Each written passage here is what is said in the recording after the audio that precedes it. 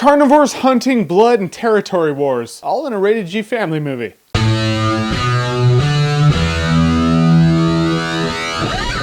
African cats. All right, now every Earth Day, Disney comes out with one of these Discovery Channel-esque kind of movies. In fact, I'm pretty sure they take footage from Animal Planet or something. Now, I'm gonna level with you. As interesting as you might think I am, I'm actually quite boring. I'm one of the people who will sit down and watch like the Discovery Channel and Animal Planet when they're having like an 8-hour marathon of whatever. So I find this stuff really interesting, and African cats I found interesting. And the movie is voiced over by none other than Samuel L. Jackson. Probably because Morgan Freeman was busy, so they were like, hey, who better to voice over in a rated G family movie than the guy who was in Snakes on a Plane? And he does a good job. I mean, let's face it, it's not Oprah.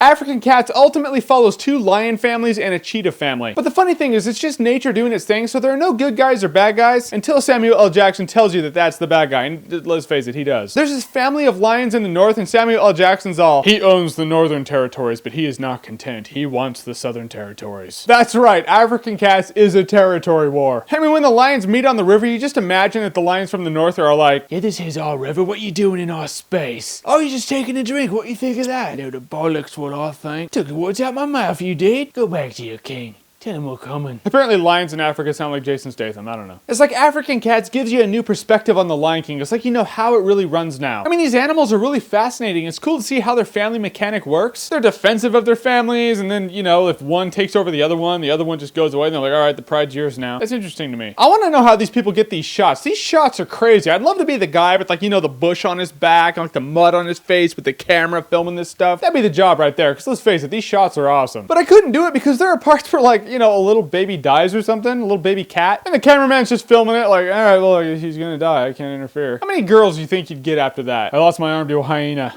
while saving a baby cub. Done. I mean, personally, I like the Discovery Channel, I like Animal Planet, I'm an animal lover myself, so I really liked African Cats. If you don't like that stuff, I mean, it's not gonna be your thing. It's like not liking Star Wars and expecting to like Star Wars when you watch it. It wouldn't make sense. However, if you like that kind of stuff, you probably want to check out African Cats. It's really cool. I don't need the dramatization, though. I imagine kids do, and it's rated G, so kids are gonna go see it. And I mean, if you plop kids in front of this without any dramatization, it's gonna be like when their teacher shows them this kind of stuff, or as I used to call it in elementary school, nap time. So I understand why they have the dramatizations with Samuel L. Jackson's voice.